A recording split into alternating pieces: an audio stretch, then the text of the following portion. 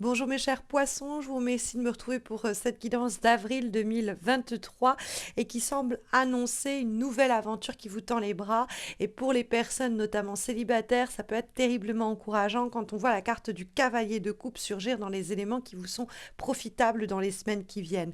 Le cavalier de coupe, c'est une invitation à la romance. C'est quelqu'un qui peut vous faire perdre la tête. Ça peut être d'ailleurs comme vous un signe d'eau, poisson, mais aussi cancer ou scorpion. Et puis pour les autres personnes, ça peut être quelqu'un qui vient vous chercher, alors peut-être qui vient vous débaucher, qui vient vous recruter. C'est une invitation pareille au voyage, à l'expérience et à l'inattendu. Et à partir du moment où vous ressentez rien que ne serait-ce de l'adrénaline à l'idée d'accepter cette proposition que l'on vous fait, foncez.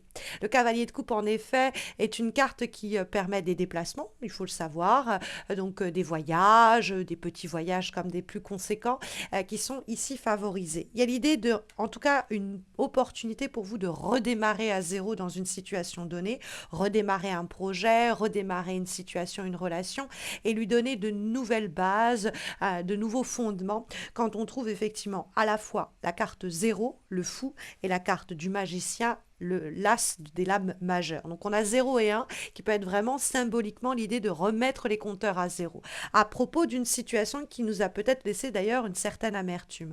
Le 5 d'épée, c'est quand on est fataliste, pessimiste, parce que on a essuyé des défaites et qu'on a envie de jeter l'éponge et de baisser les bras. Quelquefois, c'est inéluctable. Il y a effectivement le besoin d'abdiquer dans une situation donnée et de ne pas continuer à s'entêter dans une voie stérile où on comprend que les conversations ne donnent lieu à aucune satisfaction, où on prend conscience que cette affaire elle est bien terminée et révolue, ou que cette relation elle ne pourra pas aller plus loin. Que ce soit amical, professionnel ou quoi, le 5 d'épée peut être un appel à faire le deuil de quelque chose qui est sans issue, d'une impasse dans laquelle il ne faut pas s'entêter, voire s'enterrer, hein, peut-être même. S'il y a eu des discussions qui nous ont fait souffrir, s'il y a eu des disputes, s'il y a eu des échecs répétés, on ne va pas continuer à s'entêter dans cette voie-là, ok. Mais c'est vrai que le 5 d'épée, quelquefois, ça peut être l'idée que, ok, on a perdu une bataille, mais pas la guerre. Alors, moi, j'aurais quand même tendance à me dire que comme la carte est dans les obstacles, il faut peut-être plutôt reconnaître la fin d'une situation plutôt qu'autre chose. Parce que comme on a aussi l'idée qu'une fois qu'on dit, bon, ça c'est fini, allez, un de perdu, 10 de retrouvé, au lieu de voir ce qui n'a pas marché, je vais me tourner vers ce qui pourrait venir germer à l'horizon, ce qui pourrait prendre vie et prendre forme. On trouve en effet la carte du fou et la carte du battleur qui nous y invitent. En plus, ce sont deux lames majeures, c'est un déclic peut-être même qui se pose ici au cours du mois d'avril. Cette invitation à l'aventure, à l'expérience, à la romance, à l'inédit, à l'adrénaline que le fou nous encourage et nous invite à saisir, à éprouver, à expérimenter. Le fou, c'est un grain de folie dans notre quotidien. Alors on peut avoir vraiment quelqu'un qui débarque, venu de nulle part comme ça, et puis qui vient nous faire tourner la tête. Ça peut être une révolution intérieure que l'on embrasse en se disant, eh bien je vais la faire cette reconversion, eh bien je vais le faire ce voyage à l'autre bout du monde, eh bien je vais me provoquer à me réinventer, à me redéfinir comme le battleur peut le signifier. Après il y a quelqu'un ou quelque chose qui peut nous y aider parce que justement on lui fait la place pour cela.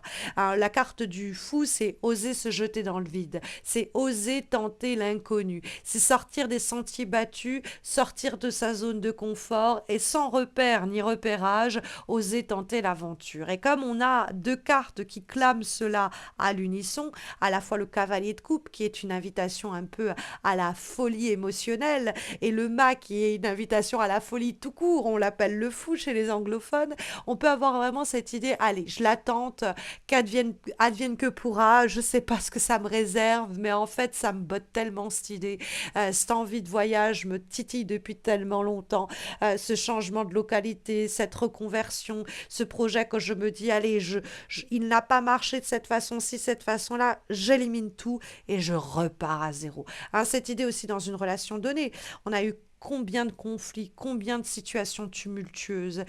On avait fini par abandonner, se lasser de cette affaire-là. Et puis, on revient à cette histoire où la personne revient dans notre vie avec une manière complètement différente de nous proposer ça.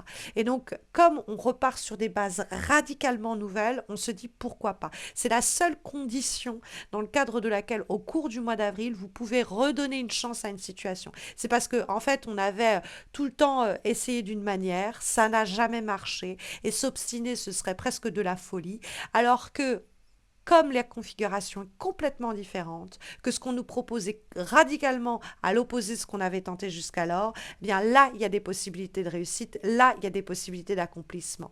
Parce que, effectivement, on l'appelle le magicien, lui. Le magicien, c'est qu'il a une baguette magique en main pour permettre de voir apparaître et surgir des opportunités qui n'étaient pas là jusqu'à présent. C'est l'idée qu'on a tous les ingrédients, qu'on est fin prêt, fin prête pour s'élancer là-dedans. Et peut-être qu'on va se former à quelque chose de nouveau, peut-être qu'on va s'initier à quelque chose de nouveau, peut-être qu'on va se laisser séduire par un type d'aventure, de relation, de boulot qu'on n'avait jamais expérimenté auparavant. Et du coup, oui, il va falloir de nouveaux repères et oui, il va falloir avoir ce grain de folie pour se dire non pas, ah, c'est mort à l'avance, je ne prends pas ce risque et passer à côté de quelque chose. Hein, parce qu'il y a effectivement cette idée avec le fou, de se donner l'opportunité d'un renouveau.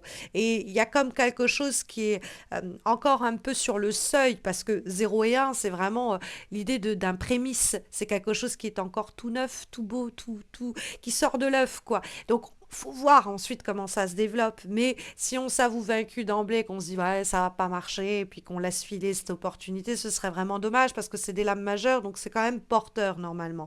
Et puis le cavalier de coupe, si en plus on a cette envie, il faut pas se priver. Et puis s'il y a quelqu'un qui vient nous chercher, le cavalier de coupe, ça peut être vraiment un message que l'on reçoit, une invitation, un appel et que ça nous remotive ou que ça nous blinde d'une énergie nouvelle, faut pas la laisser passer cette opportunité-là. Faut pas laisser passer cette personne-là non plus d'ailleurs. Parce qu'il y a effectivement quelque chose qui demande à se développer, nous dit l'avant-dernière énergie que nous avons pour ce mois d'avril, qui est issue de l'oracle Wild Child, et nous avons cocoon stage, l'étape du cocon.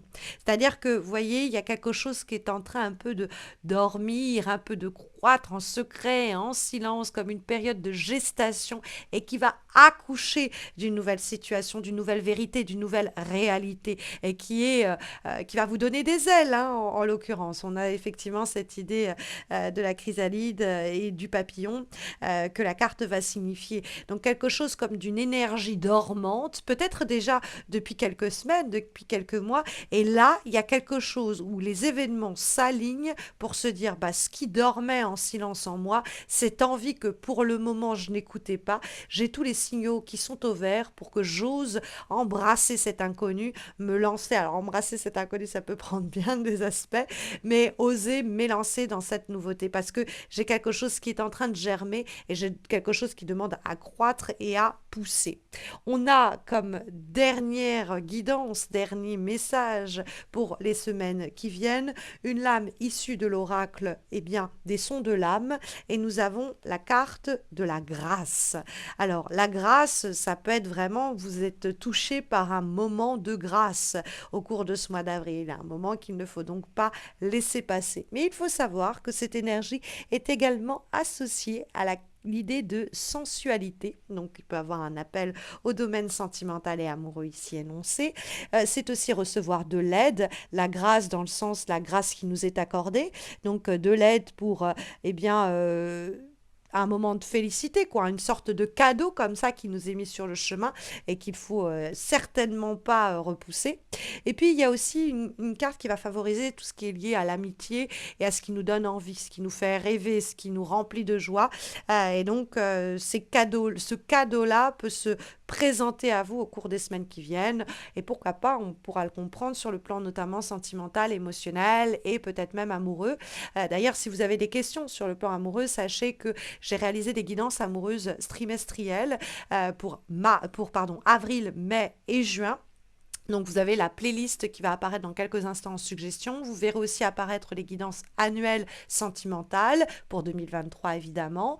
N'hésitez pas à les consulter. Puis bah n'hésitez pas à liker cette vidéo, à vous abonner si vous ne l'avez pas encore fait, à laisser un commentaire parce que ces horoscopes que je réalise depuis 8 ans chaque mois sans faute me prennent beaucoup de temps, beaucoup de moyens, de ressources et d'énergie et que le moindre des messages me motive à poursuivre ce que je fais.